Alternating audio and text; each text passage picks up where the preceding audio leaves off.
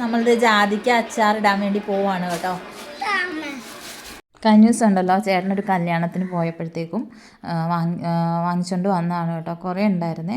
കുറച്ച് ഇവിടുത്തെ അമ്മ അച്ചാറിട്ടായിരുന്നു. ബാക്കി ഞാൻ വിചാരിച്ച അച്ഛനെ കൊണ്ട് ഇടിപ്പിക്കാമെന്ന് വിചാരിച്ചിട്ട് അച്ഛൻ നന്നായിട്ട് അച്ചാറൊക്കെ ഇടും കേട്ടോ. അപ്പോഴത്തേക്കും അച്ഛൻ്റെ അരിയാനൊക്കെ കൊണ്ട് കൊടുത്തോട്ടെ. എനിക്ക് സമയം കിട്ടിയിട്ടുണ്ടായിരുന്നില്ല.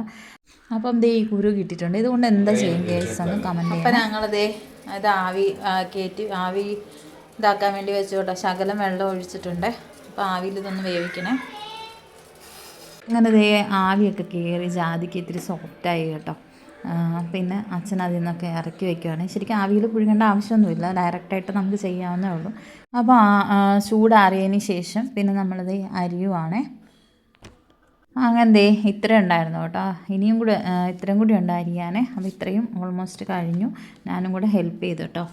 അങ്ങനെ ഞങ്ങളിത് എണ്ണയിൽ ഇച്ചിരി കടുക് പൊട്ടിച്ചു, അതുപോലെ തന്നെ ഉലുവായും പൊട്ടിച്ചു. പിന്നെ ഈ ജാതിക്ക് അങ്ങോട്ട് ഇടുവാണ് കേട്ടോ ഡയറക്റ്റായിട്ട്.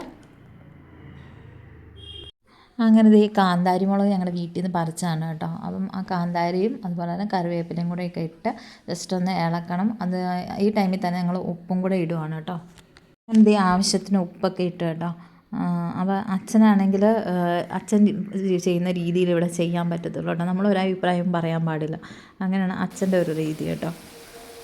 ശേഷം മുളക് പൊടിയും കായപ്പൊടിയും ഒക്കെ ഇട്ട് ജസ്റ്റ് ഒന്ന് ഇളക്കണം കേട്ടോ.